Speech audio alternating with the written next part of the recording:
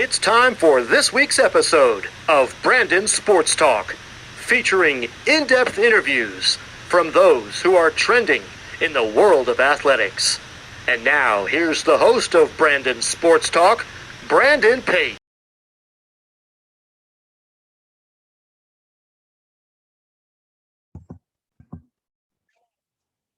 Welcome back to Brandon Sports Talk. In today's episode, I have the privilege to interview Project Nerdy Q.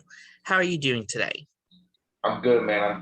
Thanks for trying on the name, Project Nerdy Q, brother. I'm just here, man. I appreciate you extending the invite, Brandon. Love the platform that you have, and I'm totally excited to be here, brother. Thank you. Can you talk about how you knew that you wanted to start a sports talk podcast? Well, something that I've always noticed, like growing up, I love to talk. That's one thing that I've always loved to do is to talk.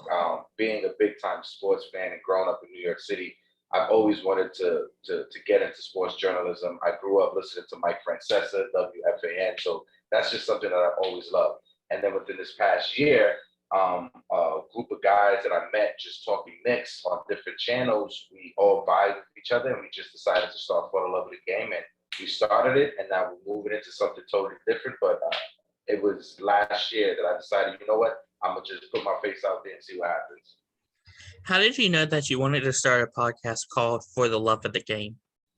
Well, funny thing about that, we didn't know what the name of the podcast was going to be. We had no idea what the channel was going to be and nothing. We just did a live. It was four of us and one of our guys in the chat. His name is Robert Parham, real awesome guy. He's the one that actually gave us the name For the Love of the Game. So it's like the number 4, OUR, the love of the game. Of course, with that, is there 4 hosts that you have?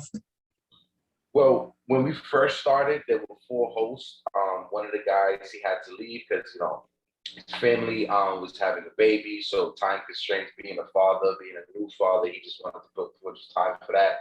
Another guy, Zach, who was an awesome guy to be on panels with. He had to just step away just for his own reasons. But right now, it's just myself, Project Nerdy HQ, and my friend Lawrence that we're continuing For the Love of the Game. And deep down, yeah, it started with 4 of us, but we do have the love of the game, and that's what the name of the podcast is.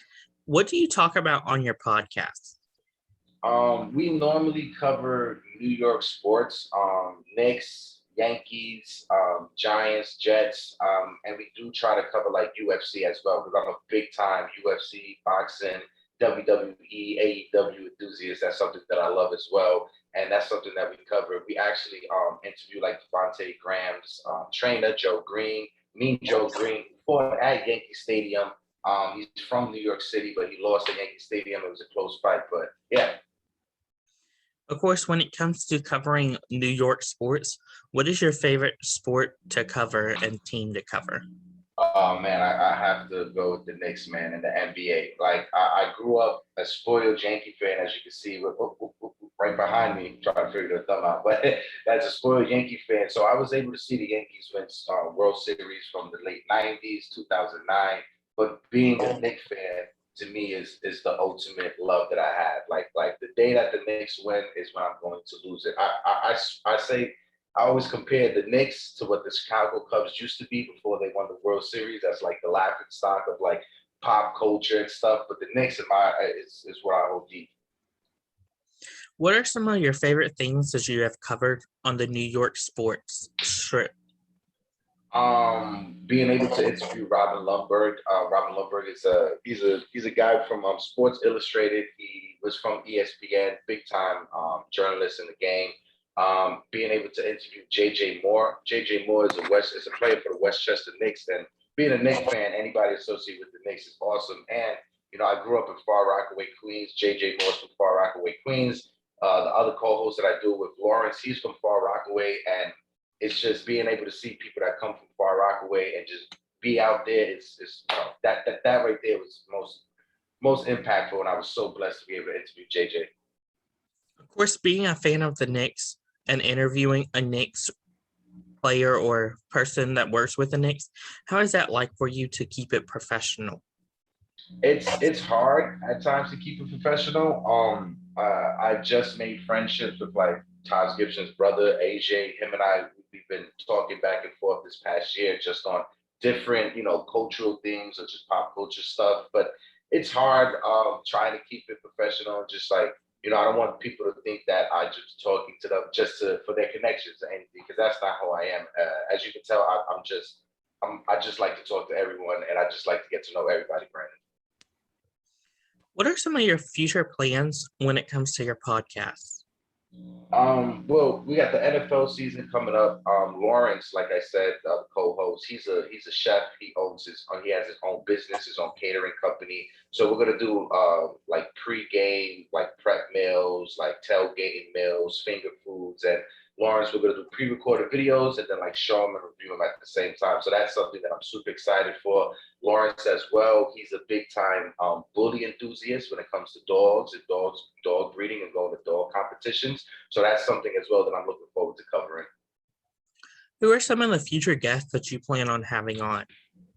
What we're trying to have on Marquand Smith. He is the creator for the FX show Godfather of Harlem, and he's actually one of the stars of the show Godfather of Harlem. Marquand, he grew up with Lawrence in Far Rockaway, and if anybody knows about like the story of the Godfather of Harlem, he is actually the godson of the Godfather of Harlem. So I'm looking forward to having him, to interviewing him. Of course, in your future plans, do you plan on interviewing players like from the New York Knicks and New York Yankees? Well, hopefully, my guy AJ, he's blessed us with opportunities to like go to the Garden, and he said that he'll help us out with like getting certain tickets and getting certain access. So, hopefully this season coming up, we can interview Taj Gibson, who I feel is like a veteran that's going to be a coach, and other players for the Knicks. I would say stay tuned. Hopefully that's what we can bring y'all. And Brandon, I would love for you as well, if you want to jump in on any of these interviews, you're more than welcome to, bro. Of course, what would it be like for you to cover the Knicks as part of the media and cover Dennis Smith Jr.? Oh man, Dennis Smith Jr. was someone that I thought was going to be a star. I wish him all the best. He has left. He's with the Detroit Pistons. But if I was able to become someone who follows the Knicks like from a big time perspective, that's the dream job. I just want to give a shout out to CP, the Knicks fan. CP, the Knicks fan, he's the one who started like as a Knick content creator back in 2017, and that's who we all looked at. And CP the artist, CP the Knick fan, he's really opened the doors for several people. He's been on with oh my God, the name is escaping me. Who's the guy that hosts with Stephen A. Smith? I forgot his name. He's escaping me. Anyway, but yeah, he's been on ESPN with Max Kellerman. Yeah, Max Kellerman has him on like every week for returning segments, and to see like someone just start off just like a YouTuber and now on ESPN, that right there is motivation. When it comes to that, what is something that you learn now that you didn't know before you started your podcast? I would say patience. I would say learning from your mistakes. I would say learning from relationships that you have with people that go sour. It's all a learning curve. We've lived our life for so many years on this rock that's floating in the sky. We think that we know everything, but there's always something that we don't know. There's always like something that's extra to be learned. What is something that you learn now that you are now doing team podcasts? Oh man, honestly, to me, the live format, doing live videos, open panel videos, to me, it kills two birds with one stone. Like a lot of content creators, you get stuck trying to come up with the perfect script or try to write out the perfect segment, that it takes you 2 hours to record it and it's only a 7-minute video. Where when you do like a live open panel show, you're going on for like 3 to 4 hours. So right there, that's 4 hours worth of content that you could go back, chop it up, and then upload as its own different segment. So the live format to me is what I always recommend people to use. Of course, the first time you did live, was there jitters going through your head, like that you would stutter and stuff? Oh yeah, absolutely. I want to give a shout out to Uncle Freezy.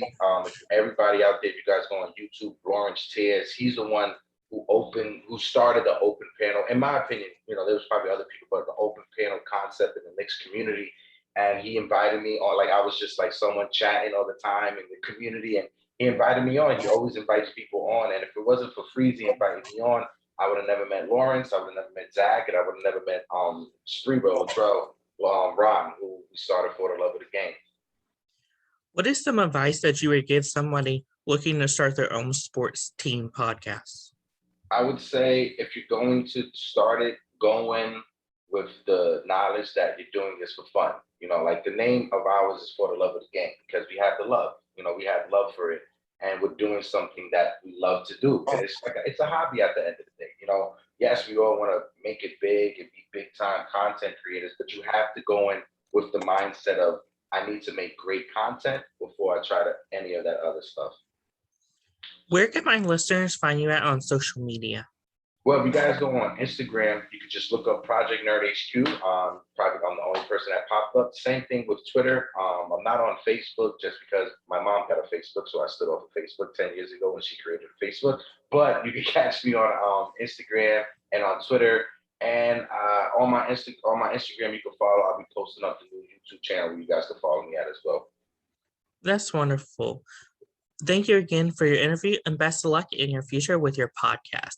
Of course, Brandon, I appreciate you for having me on. And like I said, brother, whenever you're willing to, we'll set that up. You come and you speak to me and Lawrence. Sounds good. Thank you again. You can find Brandon Sports Talk on Facebook at Brandon Sports Talk, Instagram at Brandon Sports Talk, Twitter at Talk_Brandon, and you can find me on YouTube at Brandon Sports Talk. Don't forget to like, comment, and subscribe. Thank you again for your interview and best of luck in your future. You as well, brother. You've been watching Brandon Sports Talk. Please feel free to like, share, and subscribe to Brandon Sports Talk on social media and on YouTube.